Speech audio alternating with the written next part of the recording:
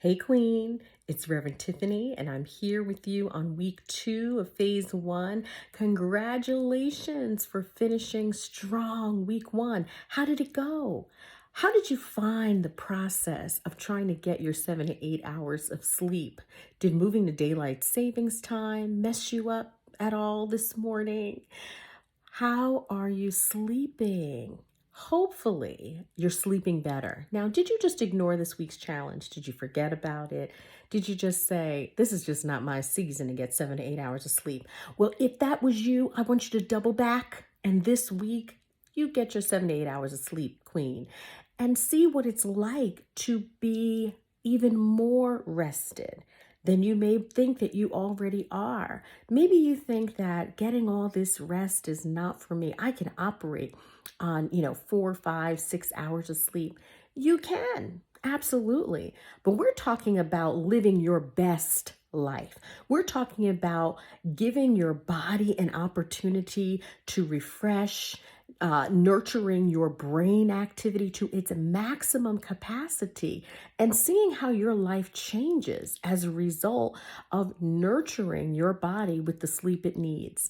So I hope that you remember that these challenges all build on each other. So you should still be doing some decluttering.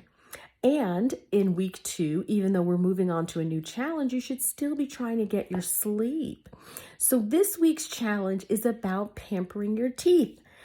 As we talked about during our kickoff, oral hygiene is really a fundamental aspect of your overall health. Oral hygiene is critical, and you have an opportunity by having really great oral hygiene to stop certain types of bacteria from entering your body. You're stopping it at the gateway in your mouth. So some great oral hygiene habits, of course, are thinking about removing food from your mouth and your teeth after you eat. So that's flossing and brushing after each meal. And that would presuppose that your eating is on a disciplined schedule as well. So do you see how all of these tie together? It's sometimes hard to get your sleep if you're staying up, if you've packed too much in your day, right? It's hard to brush and floss maybe 3 times a day if you're on the go and you just feel like you're eating in a scattered manner. But start to gather your supplies, have a smaller little packet of floss, or maybe even the floss toothpicks to take with you to throw in your purse, and take that time, even when you're at that business meeting or that power breakfast, to just run to the restroom and to nurture your teeth before you even leave. Take that time at home after breakfast. Throw those breakfast dishes in the dishwasher if you have to. But nurture your teeth, your gums. Don't forget your tongue as well. One of my favorite oral hygiene products that I have learned to love in the past decade is my tongue scraper. I love it. I love it. I love it. So think about your current routine. Think about what needs to change.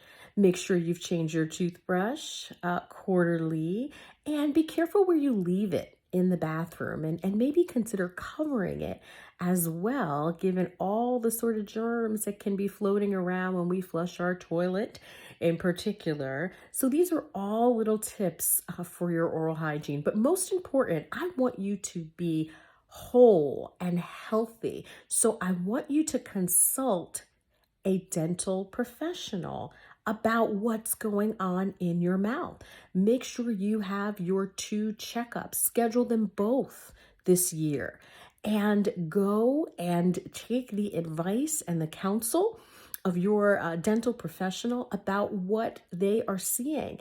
Do you need to floss more? Are there cavities that need to be filled? Do you have more extensive issues kind of going on? And one of the questions, journal questions at the end of our chapter, which in our book, it's chapter 3. I have the book right here in my hand. And if you don't have it, you need to get this. Yes, you do. Chapter 3 focuses on this month's phase, mastering the fundamentals. And one of the journal questions, reflection questions at the end on page 31 says, Are you satisfied with how you look and care for yourself? Why or why not? Do you consider yourself an attractive person? Why or why not? What does your appearance and grooming say to God and others? Sometimes our teeth, our mouth, our smile can be a source of insecurity. So I want you to consider, is there something that, you feel self-conscious about this week when it comes to nurturing your oral hygiene? Partner with your dentist or an oral surgeon or an orthodontist, or if you need something even more extensive, any type of plastic surgery, which I don't always condone, but I'm talking about, things that in consultation with your medical professional, if you've ever had any sort of irregularities or an accident or something that plastic surgery could even correct in your mouth area or jaw area. But most of all, make decisions about your appearance that are truly nurturing your health. Not just looking good or looking a certain way because you just want to change how you look, but what is healthy for you? Is there something that, a chip? I have a chip actually in one of my teeth, and so it's now covered with composite. So you can't tell that I have this chip in my tooth. But let this composite come out, I'm snaggletooth all day, right? I feel very self-conscious about that. So I make decisions even of how I eat and the things that I eat. I try not to just bite an apple, right? But I have decisions to make. There's other options I can use other than the composite. I could get a porcelain tooth. I could replace my tooth altogether, right? Because of this fear of maybe the filling will come out and I'll have this chip at an inopportune moment. But overall, I've made my decisions based on my overall health as well, and wellness, and being an authentic person, not because I want teeth like someone else that I see on television. So this week, nurture your teeth, nurture your oral hygiene, thinking about how you can be the healthiest version of you for God to use you to fulfill your purpose. Do you know that God can use your smile? Yes, Queen, your smile can be ministry to others. So this week, let's sharpen our smile, sharpen this tool that God has given us in order to draw people to what He planted inside of us for this season. So I love you. Have an awesome week.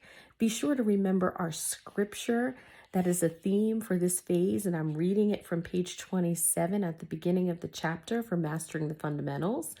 And it's from Psalm 139, verse 14. And the New Living Translation reads, "Thank you for making me so wonderfully complex. Your workmanship is marvelous. How well I know it. You are marvelous." Keep revealing that inner queen of purpose. Don't forget to register for our Gladiators Activate edition of Breakfast at Tiffany's, where we're going to launch the Esther Institute for the Advancement of Women and Girls. That's on March 26th at 11 a.m., so save the date. You've already received email communication, and you can look on our social media pages just to register to attend and invite another sister. We love you. Mwah. You are Esther. Bye.